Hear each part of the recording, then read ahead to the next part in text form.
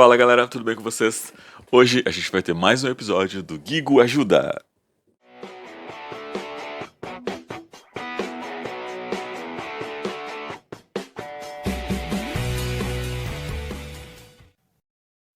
Ô galera, eu tô muito feliz, tô muito empolgado, muito feliz, porque vai ter mais um caso do meu bebezinho, do meu quadro favorito aqui do canal, também conhecido como Gigo Ajuda. Deixa essa coisa aberta, fechada, deixa aberto. Do Gigo Ajuda, yeah! Viu? Quem pede não ganha, quem chora apanha. Não, quem não perde ganha, quem não ganha não perde. Enfim, eu pedi mais um caso do Gigo Ajuda e vocês me deram, yeah! Muito bem, parabéns. Eu amo vocês. Vocês sabem que eu amo muito vocês. E eu amo ajudar as pessoas. Eu amo falar de problemas. Essa frase saiu meio errada. Eu amo falar de problemas. Bom, galera, então tá, vamos lá. Hoje a gente vai analisar uma situação, então, de um menino de 27 anos que mandou aqui a cartinha dele por e-mail, né? Você pode entrar em contato comigo para participar do Gigo Ajuda, para que eu ouça a sua história, para que você abra o seu coração, para que você coloque para fora todas as suas angústias, todos os seus medos, para a gente poder falar aqui no canal sobre o seu problema e poder te ajudar. Então você pode entrar em contato comigo pelos meios que eu deixarei na descrição desse vídeo. Então você assista o vídeo, depois vá na descrição e você vai você vai ver os meus contatos para poder se comunicar comigo e contar o que ele aflige, quais são os males que estão aí te deixando para baixo, para baixa, para baixo. Vamos lá então falar do caso desse rapaz de 27 anos que só consegue então transar em saunas. Café frio. Então, galera, vamos lá. Olá, Guigo. Prefiro não comentar meu nome, mas gostaria de compartilhar minha história com você. Tenho 27 anos e moro com os pais. Galera, já começou mal, né? Já começou ruim a história desse rapaz, porque assim, ó, morar com os pais é o ó, né? Morar com os pais é muito ruim, né? E eu digo isso por mim, assim, né? Porque eu tenho 42 anos e ainda moro com a minha mãe, né? Então, assim, a única coisa boa de morar com ela é que eu não preciso pagar nada, né? Eu não pago aluguel, não pago água, não pago luz, não pago porra nenhuma. Então, a parte boa de morar com ela é essa, eu não preciso me preocupar com nada financeiramente, eu não preciso me preocupar com conta nenhuma. Mas morar com os pais é muito complicado. Ainda mais quando a gente é homossexual. Por quê? Porque a gente não consegue ter a liberdade, né, que a gente gostaria de ter. E eu não conheço ninguém, olha, sinceramente, gente, assim, eu não conheço ninguém que tenha um bom relacionamento com os pais, sabe? Que mora em casa e seja, amo morar com meus pais. Não, as pessoas não moram com os pais porque elas gostam, elas moram porque elas precisam. Ou optam assim, pelo meu caso, né? A pessoa preferiu não sofrer na vida, né? Não sofrer, tipo assim, tendo que trabalhar no emprego regular, né? E decidiu, né, ficar de boas em casa e minha mãe que pague todas as contas, porque ela pode. Ela ganha, eu vou dizer quanto que ela ganha, mas ela tá ganhando bem, ela ganha bem. Então ela pode pagar todas as contas. E aí, só que assim, ao fazer isso, a gente opta. É uma situação muito delicada, porque a gente perde a privacidade completamente, né? Com 27 anos, a pessoa com 27 anos não vai.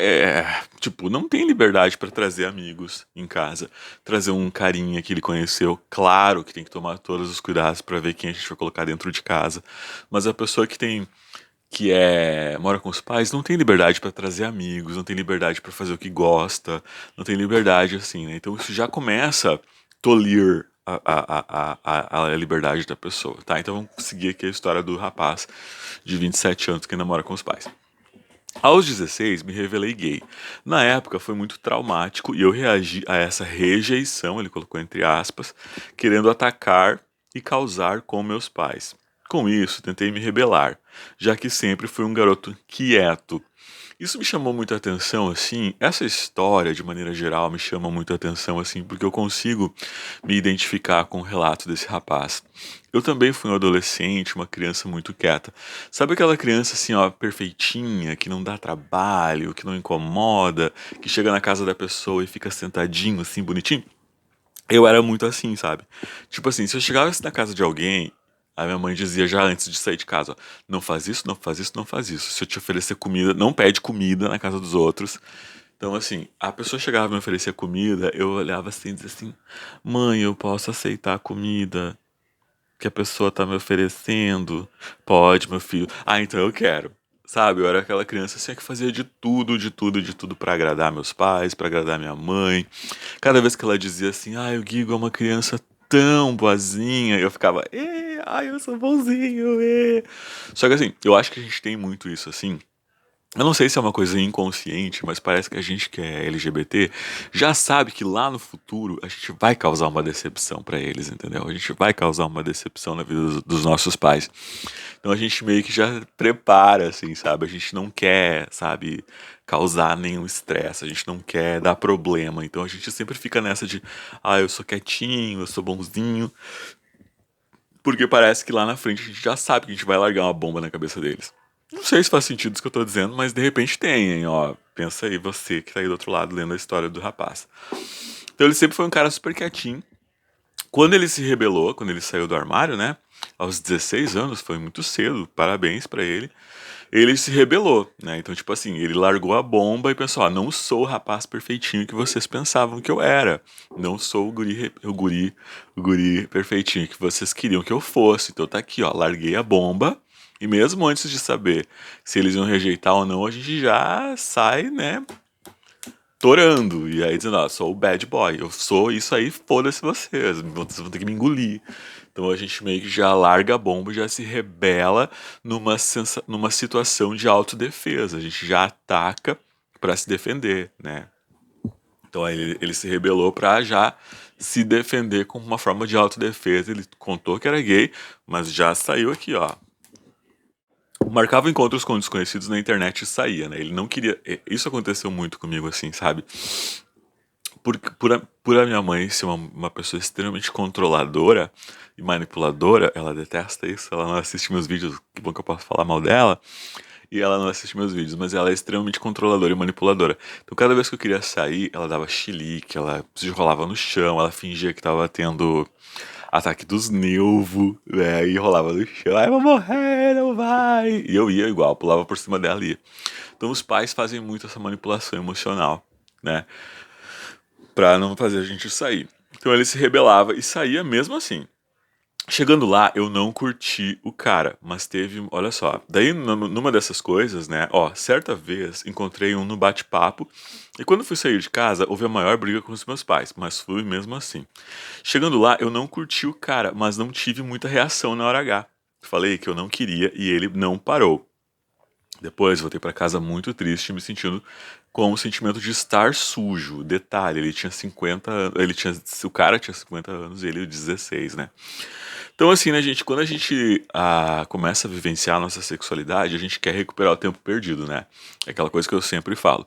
A pessoa passa infância, adolescência, né, com os desejos sexuais reprimidos, não só os desejos sexuais, mas todos os sentimentos com relação a ser LGBT e não poder contar isso pra ninguém.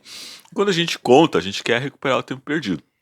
E aí a gente começa a fazer coisas por impulso, coisas que a gente não pensa muito bem. Claro que todo adolescente, toda pessoa jovem vai ter esse tipo de comportamento, de impulsividade, de não pensar direito. Mas eu acho que pro LGBT, pro homossexual, isso ainda se potencializa, sabe? Porque é uma coisa que, aquela molinha que fica encolhida a vida inteira e depois solta, sabe? Então, de repente, ele não pensou muito bem no caso, né? Já saiu transando, já pegou um cara com o triplo da idade dele, quase, sabe? Então, assim, isso acontece muito, assim. E as pessoas projetam muito nas pessoas, os jovens projetam muito nas pessoas de maior idade, assim, de mais idade, uma sensação de que eles vão ter mais conforto, que eles vão ter mais acolhimento. Muitas vezes até em busca de uma figura paterna, né? Ele vai pegar um cara de 50 anos, porque se ele teve um pai ausente, né? Bem psicologia de botequim, mas é real, né? A tendência de buscar um relacionamento com um cara mais velho, na tendência de ter essa figura paterna, esse contato que ele não teve com esse homem, né? Então, assim, aqui a gente tem dois problemas também, porque ele disse que ele não estava curtindo o cara, ele queria que o cara parasse e o cara não parou, né? Quando a gente é muito jovem, quando a gente vem de uma cultura de não saber sabe, tipo, se impor, né? Ele era muito quietinho, ele era aquela criança quietinha, frágil na dele. Então ele não tinha essa capacidade de se impor, de dizer não, não quero, para, foda-se você, vou embora, pegar as coisas e ir embora. Porque a pessoa vem nessa vida inteira sendo condicionado a agradar as outras pessoas, daí a pessoa não tem voz própria para poder botar limite nas coisas, entende? De repente ele tentou colocar, mas ele não foi forte o suficiente para dizer pro cara para agora, eu não quero, sabe? E acabou acontecendo isso, sabe?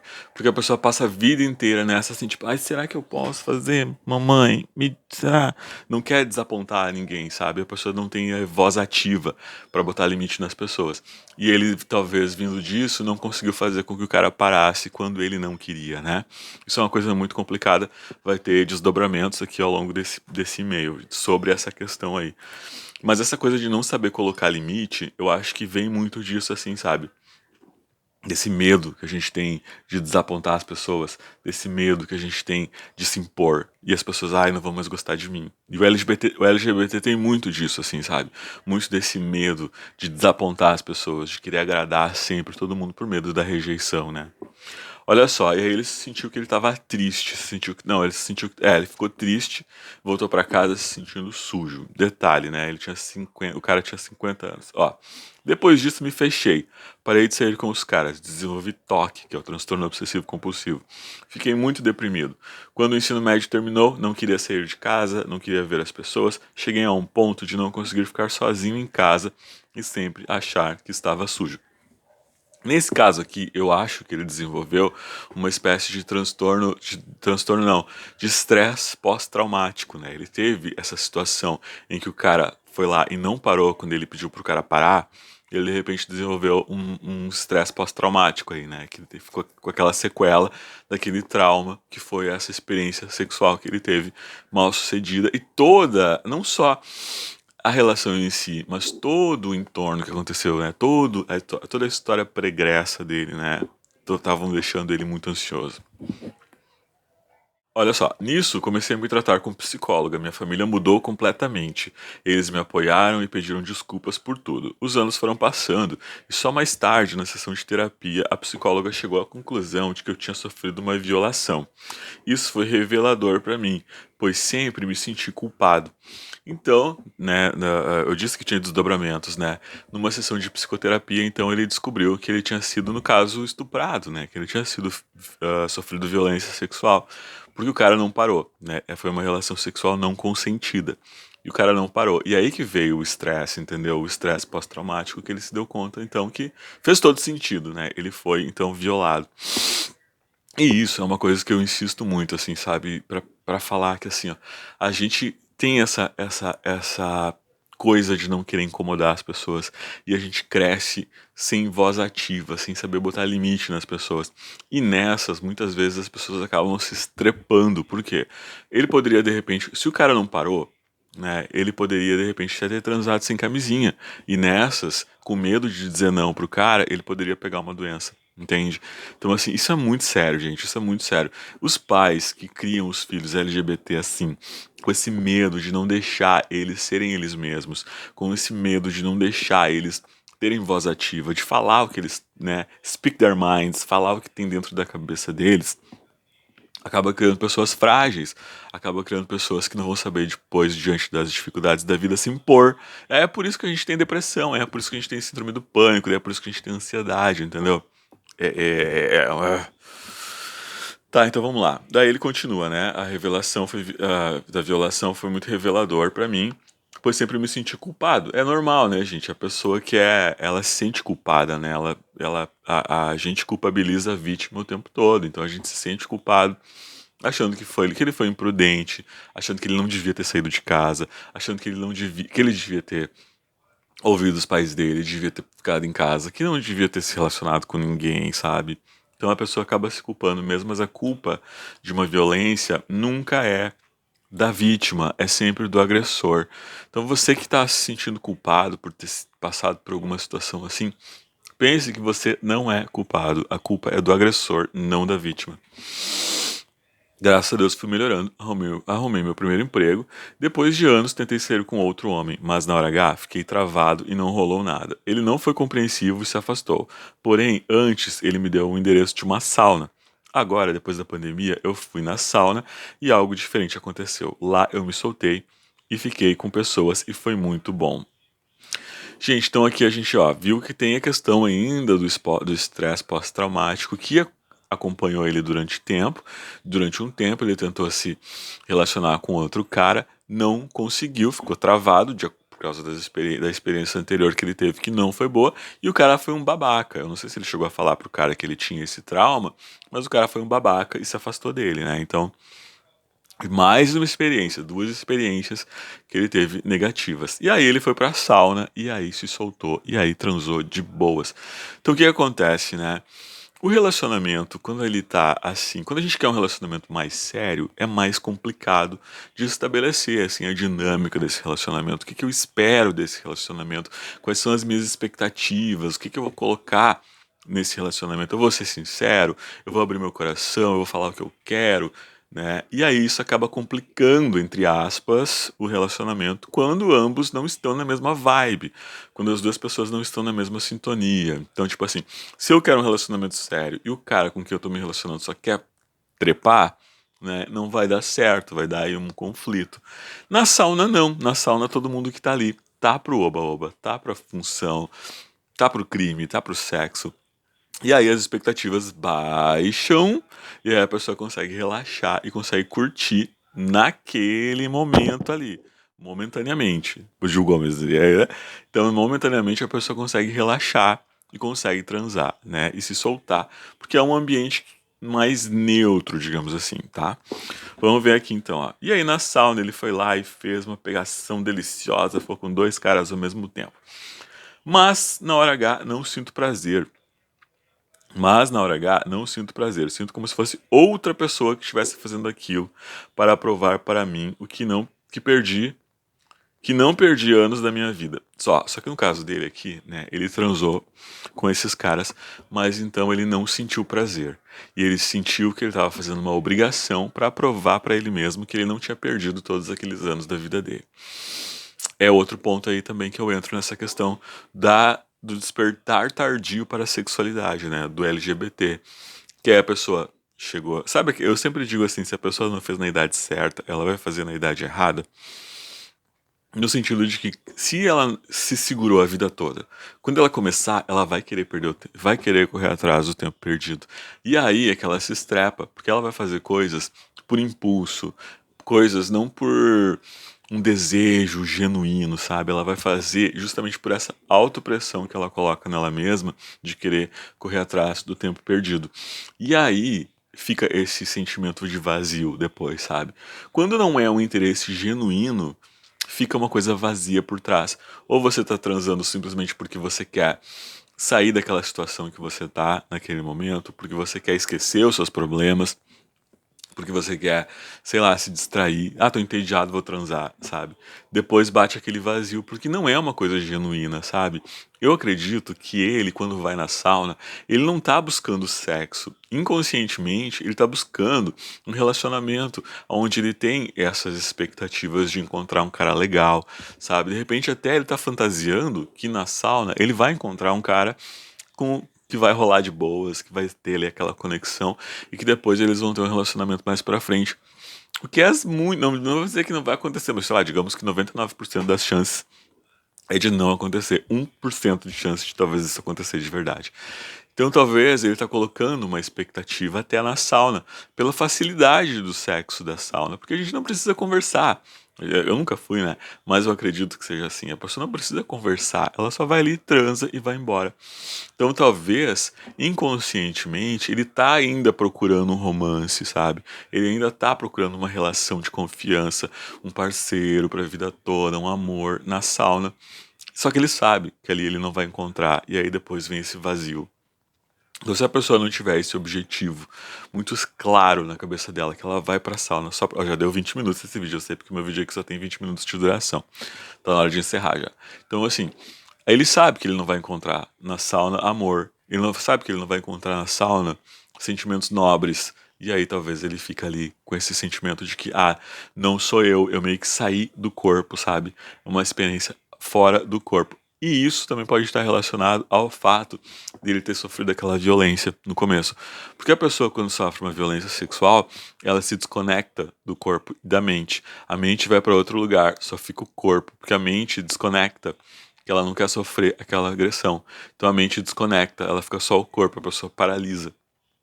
Talvez ele resolveu, talvez aí ele tenha uma relação com o sexo assim, ele se desconecta mentalmente e fica só o corpo, entendeu? Parece, daí vem essa situação de que ele acha que é outra pessoa, que não é ele, entendeu?